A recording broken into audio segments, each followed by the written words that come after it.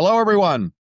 Welcome to a new edition, fresh edition of At the Wheel with me, Joe White of the High Speed Rodeo on Substack, Tu Lee of Sino Auto Insights, and our special guest, Henry Sanderson, who's the author of Volt Rush. He's at the Oxford Institute for Energy Studies, and as you'll find in the next few minutes, a real expert on the clean energy transition, the competition between China and the United States and everyone else to dominate the future of energy, and all subjects related to that. Henry, really glad to have you here. Thanks for having me. We'll be diving into other things around the news and trends in the world of cars. Just a little disclaimer: we always have a lot to say here, but none of it should be taken as investment advice. Two, I want to throw this to you to kick off our conversation with Henry, because you both have done extended service in China and know a great deal about China's role in the energy transition. Why don't you start, and then we'll kind of go where the conversation takes us around EVs, batteries, solar, all of that stuff. Go ahead. Sure. Thanks, Joe. So Henry and I have shared the stage a few times, most recently in London about 2 years ago with Simon Wright, a former guest of the podcast, talking about minerals, rare earths, batteries. And so, Henry, we overlapped in Beijing, but I've known you since your time at the FT and then since writing Volt Rush. So can you tell us a little bit about yourself, what you specialize in, and why you wrote Volt Rush, what Volt Rush is about? And then we'll get into more of the dirty details, the literal dirty details about minerals and rare earths. Yeah, thanks so much for having me, guys. Really like your newsletter and this podcast. Just a brief overview. Yeah, I used to be a journalist for most of my career, 7 years in Beijing. As you said, we overlapped a bit. I was working for Bloomberg there, then came back to London to work for Financial Times, covering commodities and mining. And that's how I got interested in the supply chain for batteries and electric vehicles, which is what I focus on, as well as I'm interested in broader clean energy. And it's interesting how the narratives always shift, right? And it's hard to forecast things. So at the beginning, it was all about cobalt and nickel for batteries. Now we've shifted battery chemistry quite a bit. And now it's all about AI and data centers and this. So, the narrative always shifts. But at the heart of it, I think, is power and energy, and we can chat about it. But the importance of states providing power and energy, and what's the best way to do that, and essentially what's the best way to power transportation and power industry, which I think is at the heart of a lot of competitiveness we see today, and especially in Europe. So I'm happy to talk whatever way you want to take the conversation. Well, let me start by asking you, as you were writing Volt Rush, what were the things that stood out and what surprised you, specifically with regards to how much China had invested? Some would argue, I think a lot of people would argue too much, but maybe you can give us a little bit of background on your research for that, and what were some of the broad conclusions you made from writing that book? Yeah, so I think, as you know, it's probably the best. I guess what was interesting was at the start of my journey writing the book, I was very interested at the time at the FT to write about these Chinese companies that I felt had a real growing dominance over this supply chain, and that very few people in the West knew about. That was number one, but also didn't give much sort of airtime to or admiration to. And, one of those companies was CATL, which is now, the 30% or more the world's batteries. 38%, I think. Yes, that's right. So a hugely dominant company in one of the most important industries, I think, of the future. But there are other companies, like Huayou Cobalt, processing a lot of cobalt from the DRC, Democratic Republic of Congo. There was Ganfeng Lithium, big Chinese lithium company. And it was really what I saw as, they'd taken over this supply chain, whereas, the US used to be a big producer of lithium. Chile still is a big producer, but these Chinese companies acquired a lot of assets around the world and really expanded production. And then on the battery side, the increasing sophistication, the scale, the investment that really saw the Chinese companies like CATL overtake Japanese and Korean companies, which up till then have been the sort of leaders in the field. So what struck me writing the book was the technological advancement China had made. So it wasn't just about digging minerals out of the ground. It was the whole supply chain processing to producing batteries to producing EVs. And you know much more than me, but I wish I'd written a bit more about BYD and some of the cars, amazing cars that have come out of China. But I really saw it as a massive vulnerability and blind spot in the West at that time. Of course, we've caught up now and everyone's sort of aware of it. But the sort of impetus with the book was look at these supply chains. They're going to be hugely important, and look at what China's So, Henry, I mean, I'd like to jump. First of all, you have my empathy because I, too, many years ago, wrote a book about events that were unfolding in real time. And within moments, of that book being published, wished I could go back and write it again because it was out of date. But that you get tonight to write another book, I hope. Let me ask you this, and I think this is coming to sort of, I spent 2 days last week at a symposium on the auto industry put on by the Chicago Fed. And there was a lot of discussion of a lot of things, but this issue of sort of China's kind of lead and the China's dominance of supply chains was both an explicit and sort of undercurrent of all the conversations. And my question is, at this point, I mean, it does seem like the United States and I assume European governments, I'd like you to speak to that, have all sort of woken up. It's like the Sputnik has gone over their heads. What's not clear to me is whether there is a realistic opportunity for the U.S. or the Western democracies to catch up and to replicate the infrastructure that China has spent 20 plus years building. Speak to that if you would, because that's the thing that really I'm interested in trying to understand. Let me add a wrinkle to that question, Henry. Let me add a wrinkle. Separately, Europe, United States separately, because right now with the Trump administration, everybody's doing bilateral agreements, where US at least is seeking less partnerships. So kind of taking a picture in that moment. And then, the second part I would like you to kind of talk through is how does new battery technology play into this? Is LFP going to be foreseeable future, the dominant chemistry? So it's a multi-layered question, but please go ahead. Yeah, I think this is one of the fundamental issues, which is the West has woken up, right? So you're right that everyone realizes the scale of the problem. And, just reading another New York Times op-ed just now saying, I went to China, Xiaomi is amazing, manufacturing is amazing, they're way ahead of us guys. So the realization is still ongoing, right? We keep seeing these op-eds being like, oh my God, they're so far ahead, the factories are full of robots.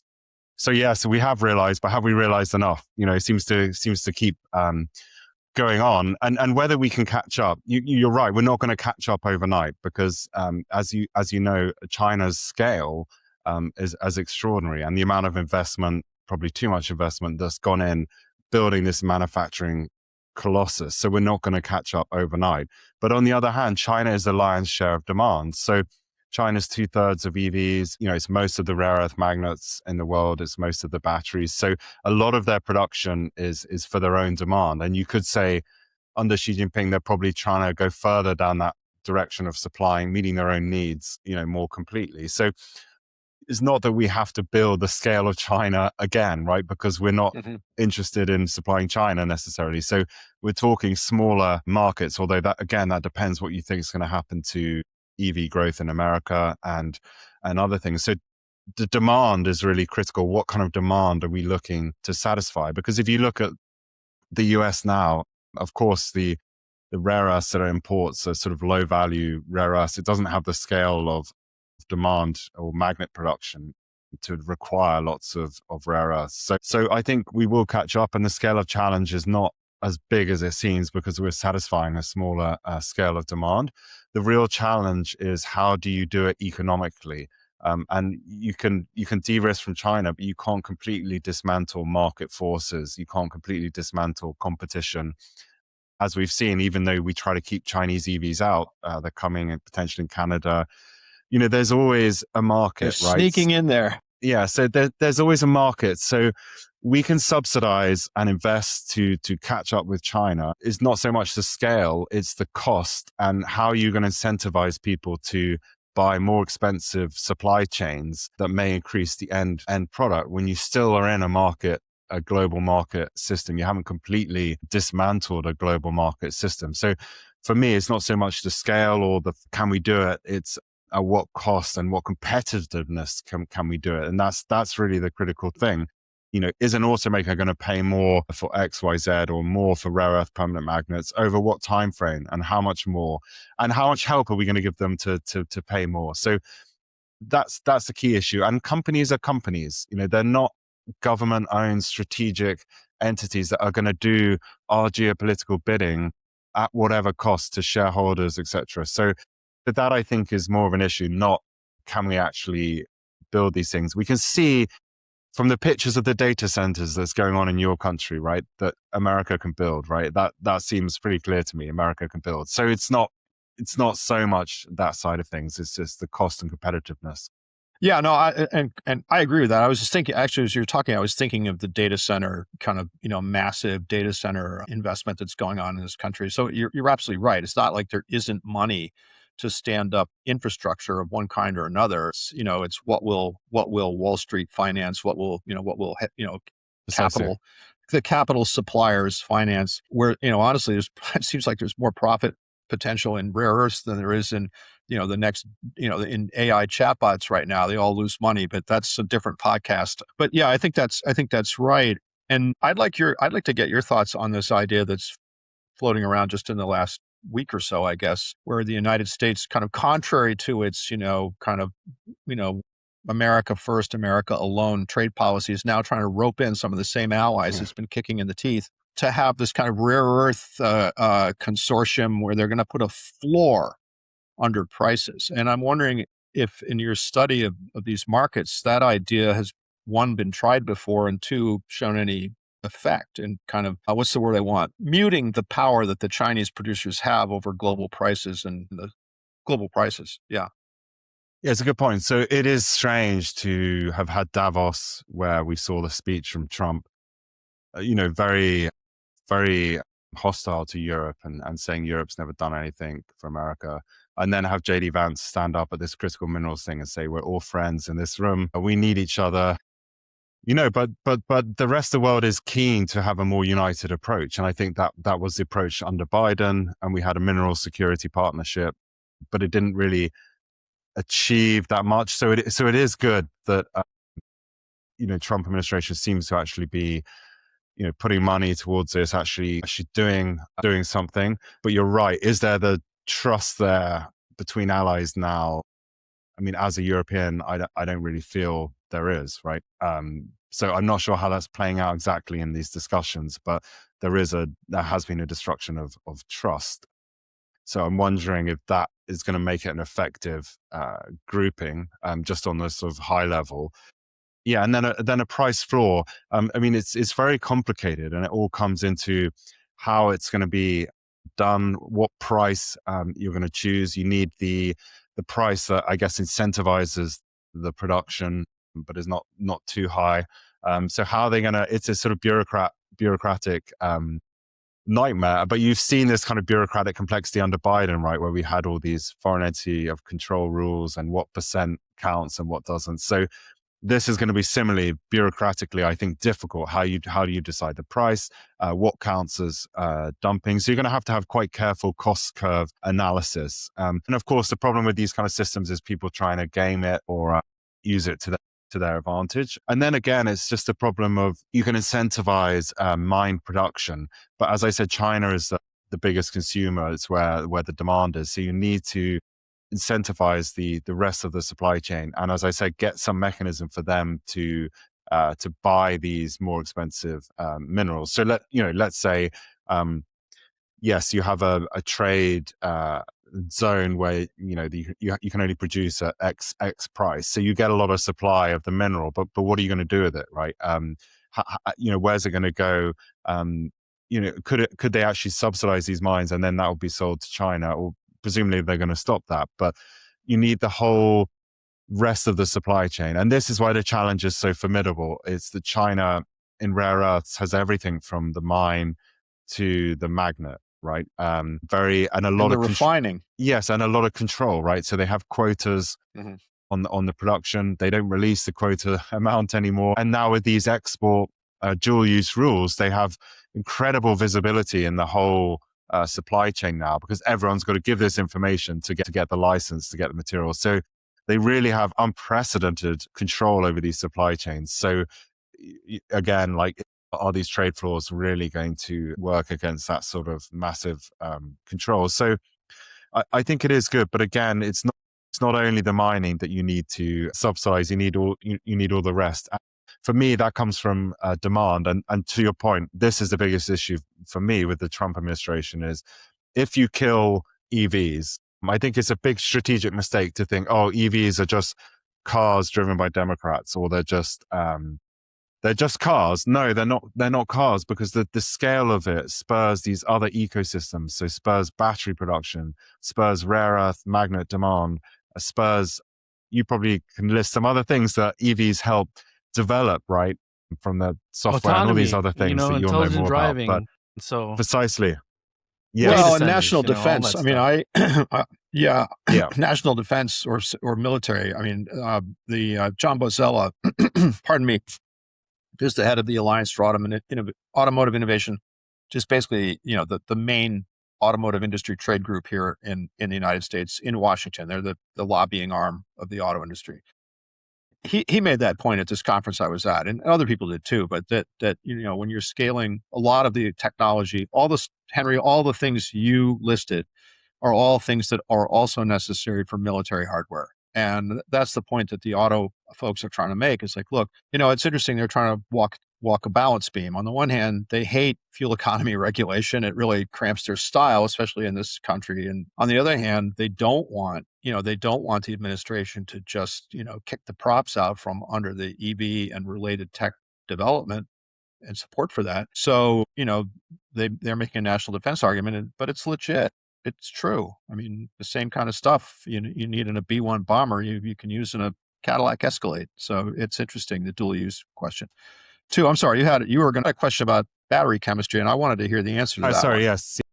So LFP has become kind of king of the mass market EV. And I think I saw on your Substack, you said their EVs in China are less than $25,000 with all the features of a Tesla. Was it Model 3 or something like that? Which is kind of amazing price point. But that's helped by lithium iron phosphate LFP, which has no nickel or cobalt. And the Chinese have really managed to boost the performance by engineering better battery packs, removing surplus material, etc. And so now the LFP you have on the market is pretty incredible in China in terms of range and performance and cost. So that's what's enabled, Chinese companies I think, control over 50% of LFP production. Yeah. So that's a blessing and a curse, and we can come on to that. But that basically has enabled, big scale, the cost reductions that we've seen, which partly have achieved by pressurizing the supply chain or keeping the costs low in the supply chain. Because if you are, one of two companies who dominate the market, you have incredible purchasing power over the market. So it's been good for costs, but the downside has been a lot of other companies in those supply chains in China haven't been making money. And we come back to this anti-involution campaign going on in China, which is how do you actually make sure you can improve margins so actually companies make money? Because very much the battery system in China looks to me like it was these two companies making money. And then let's picture CATL in the center making profit. And then you have loads of EV companies not making money. You have loads of suppliers underneath not making money.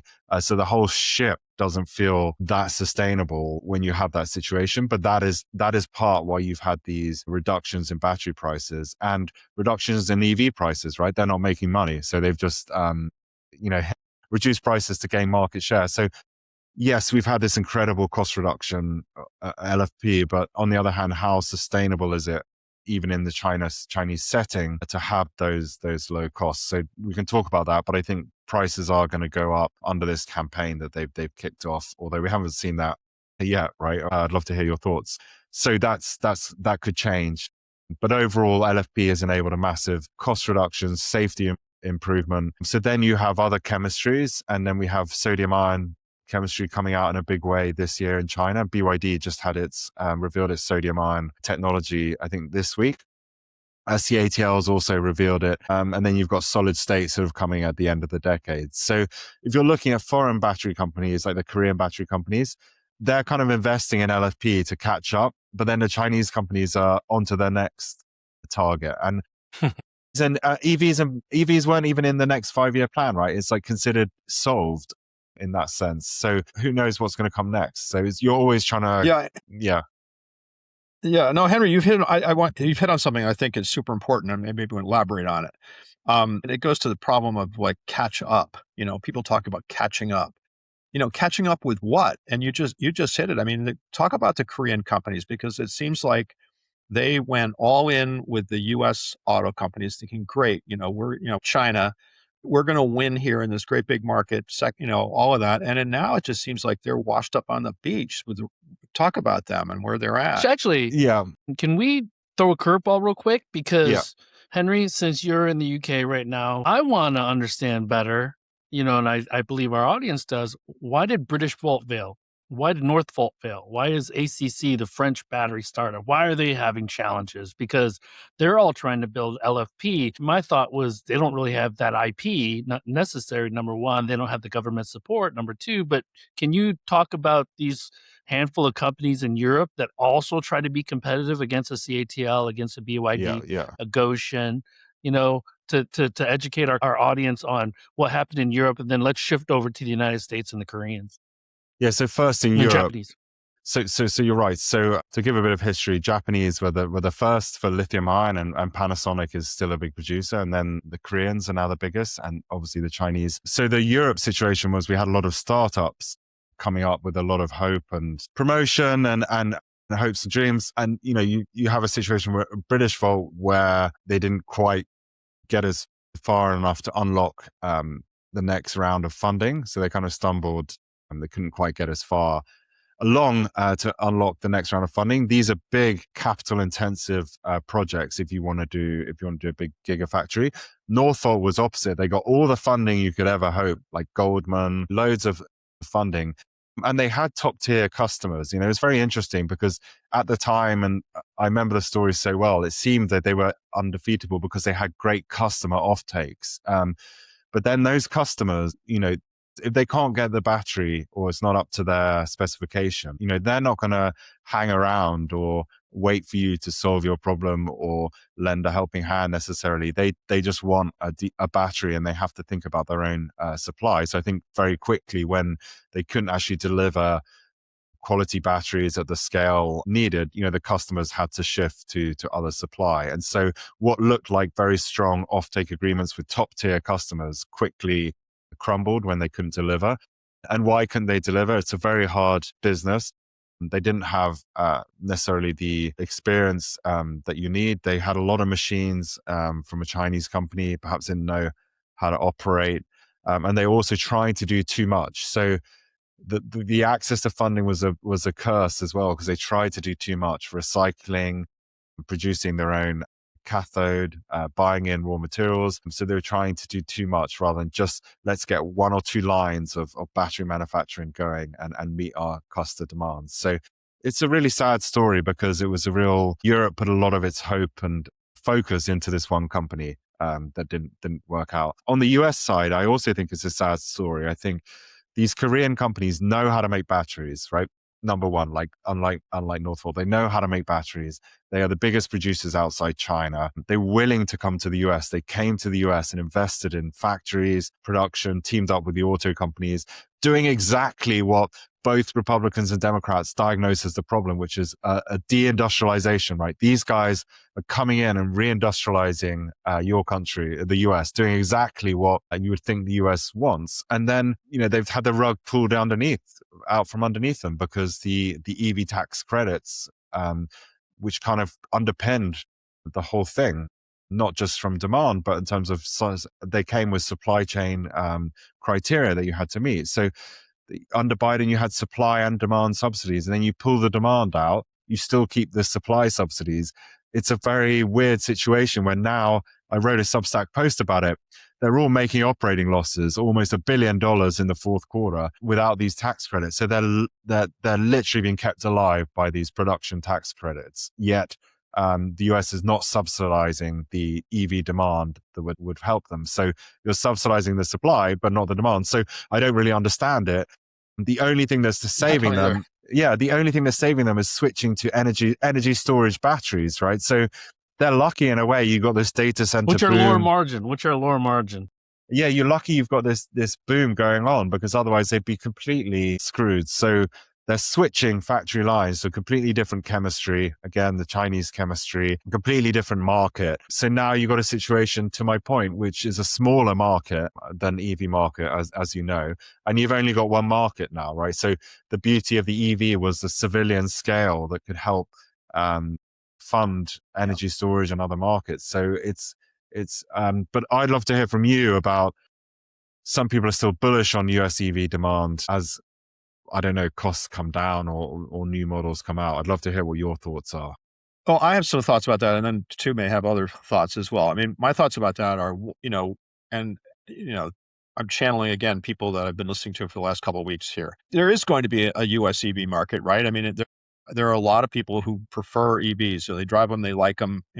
Whether it's more than 10% of the market in the near to medium term is the question, because without the subsidies, a lot of people are just going to not choose to buy them. There still is a price premium that not everyone is going to pay. So I think it remains to be seen. I would say the next year, where does the EV market settle out? You mentioned new models. Yes, absolutely. There's new models coming over the next couple of years that could expand the market. The low-cost Ford, things like the Slate EV truck that is eventually supposed to be produced here. I mean, they just gave one of the trucks to Jay Leno, who did a video. So there you can see they're starting to promote that. But at the same time, you have Tesla essentially retreating from the EV market, turning themselves into, who knows what, a space AI company, whatever. I mean, they're so I think it's going to be pretty volatile and uncertain. And right, I mean, you look at these Korean, I mean, I saw Henry, you wrote about this sort of weirdness that you just described, where for, subsidizing EV purchases is out of fashion now. It's not a Republican priority.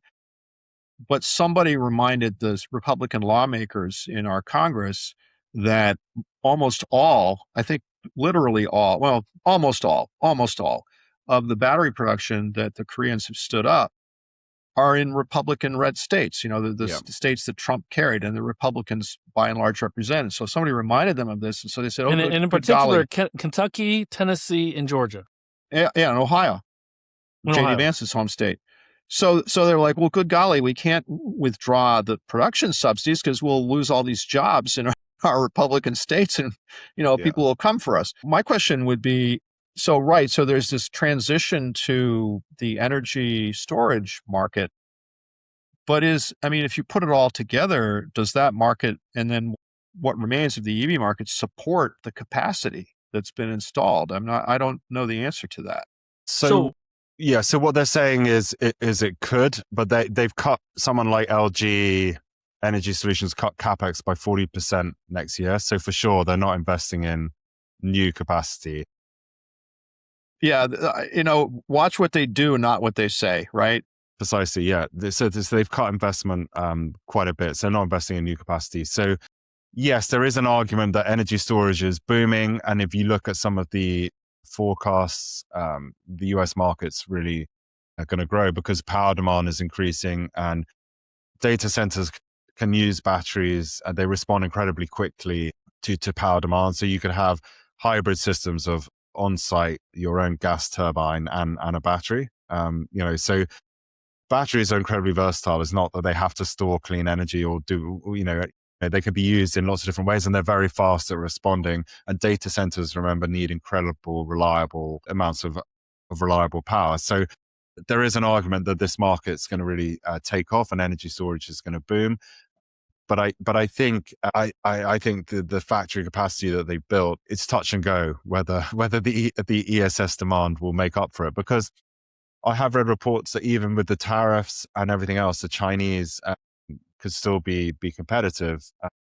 And if you look at the capex of these big data center guys, right? Are they going to quibble over cost of batteries? So yeah, it's touch and go. And you've got to reconvert the lines to a new chemistry. So moving from a lot of what the automakers wanted to an LFP chemistry. So you've got to spend on doing that as well. So I think, yeah, it's hard to see if it's going to make up for lost EV demand. So, I listened to that Tesla call as well. And Tesla's obviously very bullish on energy storage and they're doing very well on energy storage. So, but you're right. What was weird was the lack of focus on electric vehicles and almost complete focus on autonomy, AI, these other things. Solar is interesting that they're coming into solar. So yeah, I agree. That doesn't bode that well if the focus on just producing, if there's no focus on producing EVs for normal people. If I were to add a couple of dimensions to think about with regards to the batteries and the overall competitiveness of certain companies, first of all, BESS or batteries for energy storage do not need to be automotive grade, which means that there are more competitors now in that space than there are if you're building batteries for electric vehicles, because automotive grade is a couple tiers more complicated. Yes. Number one. Number two, Ford got that subsidy continued using CATL batteries. Okay, so as an automaker, if LG made this commitment to me or SK made this commitment to me and they still couldn't get to the China price with the tariff, then who do I choose? I'm not thinking about the United States anymore. I'm thinking about North America because we're surrounded. Mexico has Chinese vehicles, ICE vehicles, and EVs. Canada, symbolically, 49,000. We'll have them probably within the next 12 to 14 months. Now, combine that with Ash Sutcliffe, who you probably know, Henry, flying to Las Vegas to make an announcement that Geely is kicking the tires on coming to the United States within the next 3 years. Okay, and then we just look at this like just on a competitiveness standpoint.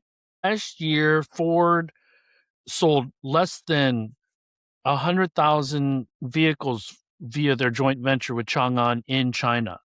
So if we look at the profits from Ford, we look at the product mix, and then where their sales are coming from, they're a single market, single region kind of company. GM Q3 of 2025, Joe and I, we talked about this last week.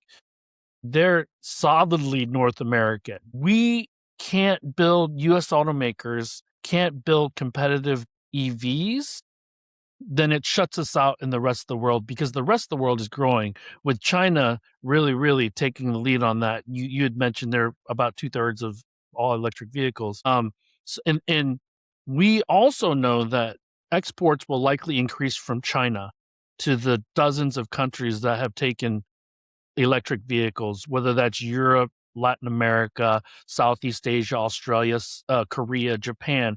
So that creates even further isolation because there are already barriers to entry that the Chinese are dealing with in Europe. They're taken away in Canada. They got added to in Mexico, but that incentivizes them to invest in building locally.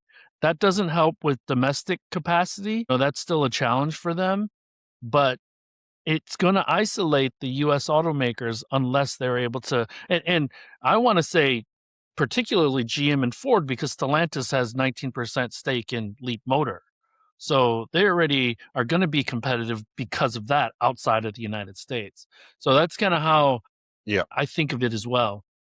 I mean, do you think is a strategic mistake? Oh, go ahead. So one thing I think about is why didn't these American automakers look at extended range electric vehicles earlier or better hybrids in the way that BYD has, right? It's not that BYD just sells pure EVs. So it is an interesting thought that if you know the US market better than me, but it would seem like the extended range vehicle where you have a bigger battery, a smaller engine is perfect for the US, right? So let me say something, and Joe, then you piggyback off of you me first. The politicization of electric vehicles, because GM did. They had the Volt. Okay, it was very, very low range on the battery, but that was an EREV. Okay, now in China, there's extremes because XPeng is launching a vehicle that goes, I want to say 300 kilometers, almost 250 kilometers on the battery alone so total range of 7, 8, 900 kilometers kind of thing. So that's an extreme case because the battery is around 55 kilowatt hours. So it's a massive battery on Yeah. an EREV. I don't know if that makes sense. That makes sense for the United States. Does it make sense for China? I don't know. But that's what competition breeds. It breeds more and more trying new things to get sales. E-Revs would be perfect. Dodge is coming out with an Ram truck. So I think they're trying it. But that's the unfortunate thing. Most people, especially now that California is suing to get back their state's rights to determine what CAFE standards should be for their state. But the Trump administration pulled that away. Yep. And, if California were a country, they'd be the 10th or 12th largest passenger vehicle market in the world. So that really dictated a lot of how U.S. automakers move forward with product planning and strategy. But that's the unfortunate thing. EVs have really become a left-right thing, unfortunately. Yes. So Yes, I think that's a mistake. Well, I'd add to that, and you alluded to it, but I do think that the extremely visible hand of government policy in this country you can't ignore it. It's central to this. The auto companies, with Obama, but then with Biden, both Democrats, the Biden administration we want EVs. We want no carbon emissions. We're siding with California on this. We want no carbon emissions. We're serious about climate change. So, for the regulations, from a regulatory standpoint, the targets and kind of the quotas and the mandates that the automakers had to respond to were full EV. So I think, and I'm obviously oversimplifying this, but they looked at the situation and said, fine, we got these huge subsidies for electric vehicles. We only have so much capital, insufficient capital, really, to develop 3, 4, 5 different kinds of powertrains. And this is true in the case of GM. I mean, as Stu said, Stellantis did kind of put some effort into EREV technology. But I think they looked at this, and the U.S. companies looked at this and said, okay, fine, we have a mandate to produce EVs and to get EVs up to half or more of the market. We have only so much capital. We're going to focus on EVs. And so Changzhou, within less than a product cycle, the Trump administration throws all that away. If you want to be positive about it, you'd say, great. And the companies company executives say this, to say, great, now the market is going to decide. Yeah. The question I have, having watched the U.S. auto industry's behavior over the last almost 40 years, is that, putting aside the best intentions and the best knowledge of kind of where the future might be, automakers tend to respond to the here and now. And the here and now in the United States, as we all been saying, is that they make money on essentially one kind of product. And that is a combustion truck, sometimes packaged as an SUV. Throwing money into EVs with an uncertain market is going to be a tough call for these companies. So I agree with that point. And I see lots of commentary on Substack saying, and the Stellantis CEO said it's demand, not command. I have some sympathy with this view, which is the consumers never wanted EVs. So that is one view that I think has a logic to it. But your job as a CEO of a car company surely is not just to look at what the consumer want right now. You have to look 5 years ahead, 10 years ahead, right? Do you want to survive as a company in 5 or 10 years? And as Tu pointed out, if EVs are coming to Canada, Mexico, many other countries around the world, fine. The American consumer right now, today, doesn't want an EV, but you got to prepare for a global economically competitive position if you want to be a global company, right? So you got to look forward. And there might be a change in US administration. There might be all sorts of things. I think you're running a huge risk if you don't also want to go into EVs and you think the US consumer appetite is going to stay exactly the same for 5, 10, 15, 20 years. I don't think it is. Well, it won't. It won't. And again, come back to this thing that I may be putting too much emphasis on this, but I do think it's important. that you see increasingly people who, I hate the term thought leaders, but it's the only one I can Yeah. think of now, but people who are influencing opinion. The tech columnist for the Wall Street Journal, Joanna Stern, she's moving on to a new thing. She might well be joining us on Substack, but she had a column just the other day where somebody, gosh, who could have imagined somebody gave her a Xiaomi to drive? And right, you saw that, and she said, I don't want to give this thing up. This is the best car. Why can't we have it? And John Volker, friend of the show, he drove the Geely car, and you did too. Geely cars out in Las Vegas, and he said the same thing everybody else who drove them said, which is, wow, these things are amazing. Why can't we have them? Yeah, that opinion. This is what happened with the Japanese cars in the 70s and the early 80s. It's what happened with the BMW. BMW in the early 1970s when they came in, when they had the 2000, when you had the sort of elite or kind of people in the know, the early adopters said, wow, these vehicles are so much better than the crap Detroit is producing. And that, I think the Chinese, and they're not stupid, they're getting better at this, right? The Chinese realize that they're biding their time, something that could help them, and they're biding their time. So the other issue I think is, So I say I have sympathy. Like many consumers I speak with in the UK, I get frustrated because there still is a massive reluctance to buy an EV, right? And I just don't understand it. There is a reluctance on the side of the consumer. So the question is, and we've cut some incentives and subsidies here for EVs, like the congestion zone used to be free of charge. Now I have to pay to drive. So things have been whittled back, but the whole point of subsidizing EV consumption is not so much that you're saying, I want you to drive what the government wants. It's also to support a competitive industry, right? That's why China did it. It wasn't like they believe and you should drive X, Y, Z. They're supporting a domestic industry to be competitive and making sure there's demand for those products. So the US should look at it in a different way, which is how can we support our auto industry to be competitive in 5 or 10 years, not now. And so that's why you need to fund consumer purchases. Yeah. This is why it's so frustrating. I'll pull up the few hairs I have left on my head. Before it was China, it was Tesla. And it was US versus US. So the US so that's what frustrates me. Henry, you and I were there when the first EVs hit the roads in 2014. Tesla came in 2014. I live right next door to Parkview Green, Henry, where the second Tesla retail store opened. I brought my kids downstairs because they'd never seen a Tesla before, and we got into the cars, the Model S and the Model X, the only two cars in the retail store.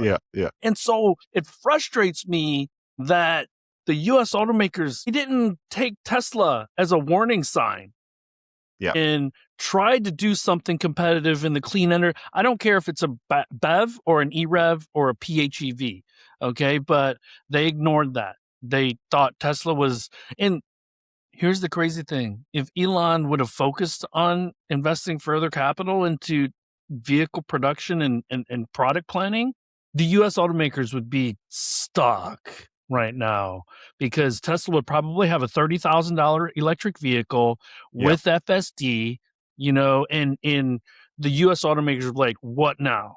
But now they have a boogeyman in a foreign automaker that they want to protect themselves from.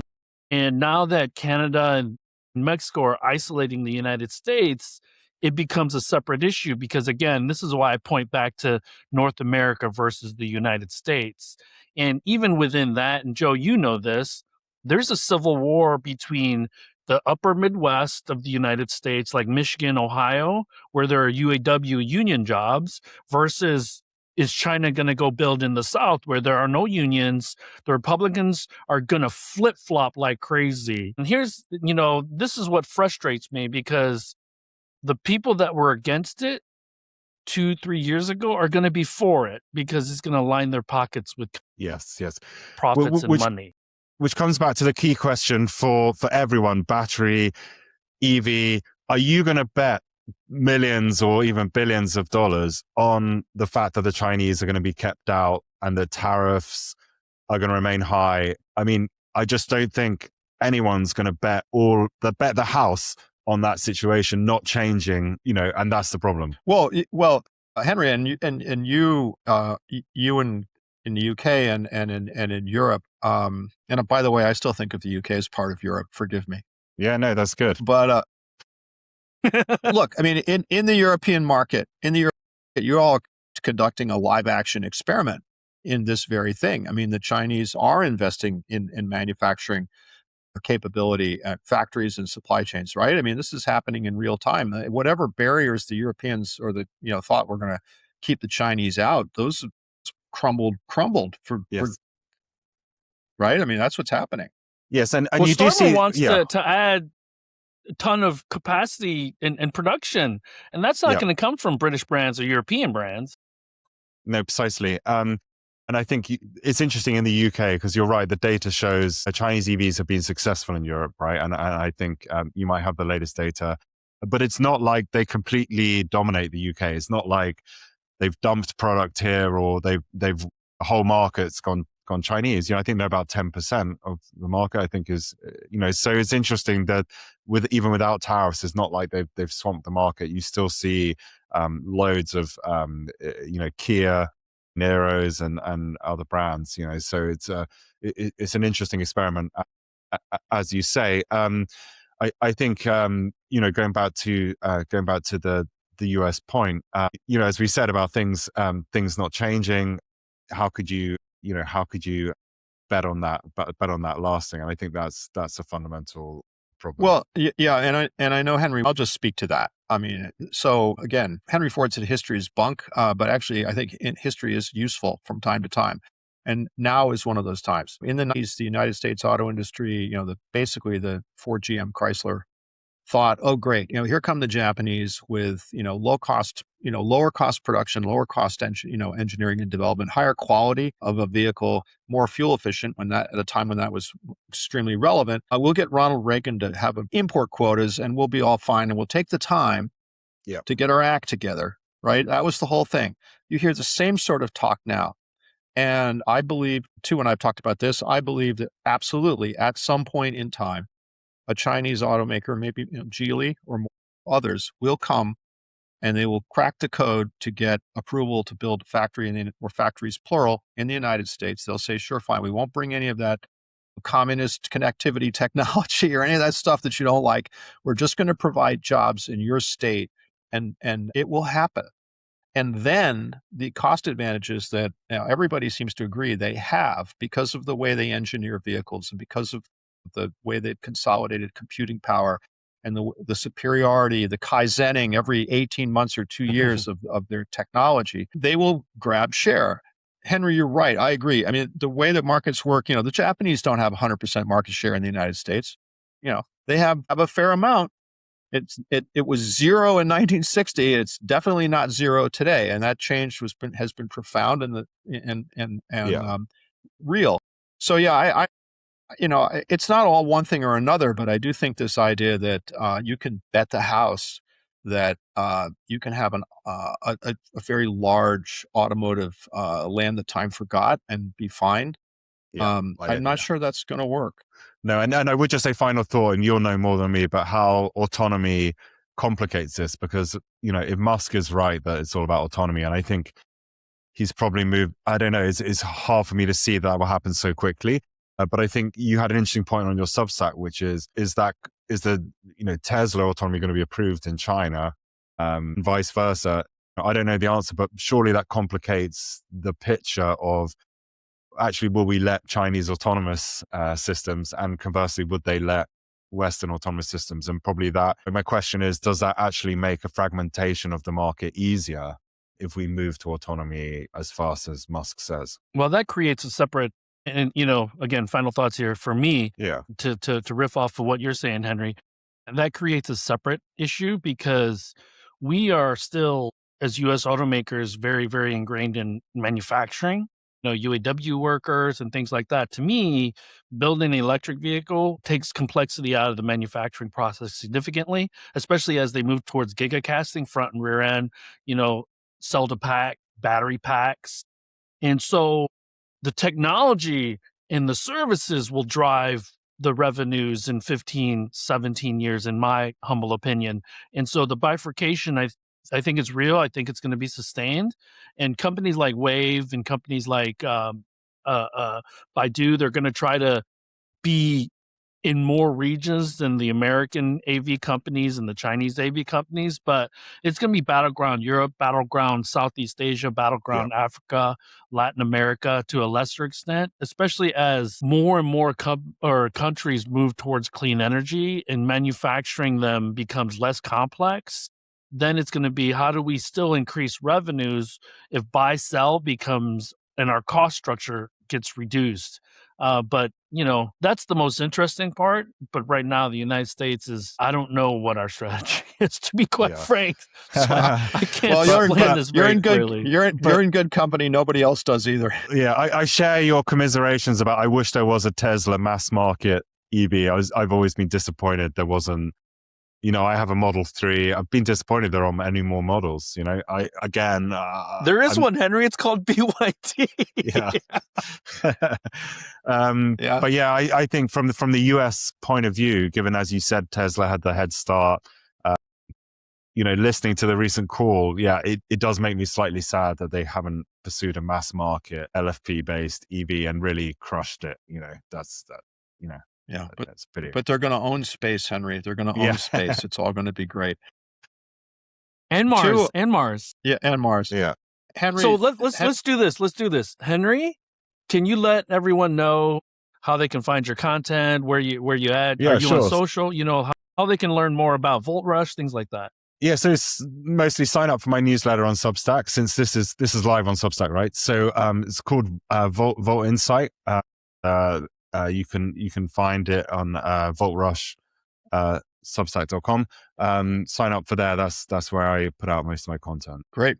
Henry, thank you so much. Really appreciate your time. Thank you. This morning or this afternoon in your case. Thanks for having Henry, me. I might be in London a couple times this year, so I will definitely reach out to catch up. All right. Sounds good. Good deal. Looking forward to it. Thanks, guys. All right, thanks for joining us, Henry. Cheers. We'll see you. Thank you, and thank you, everybody.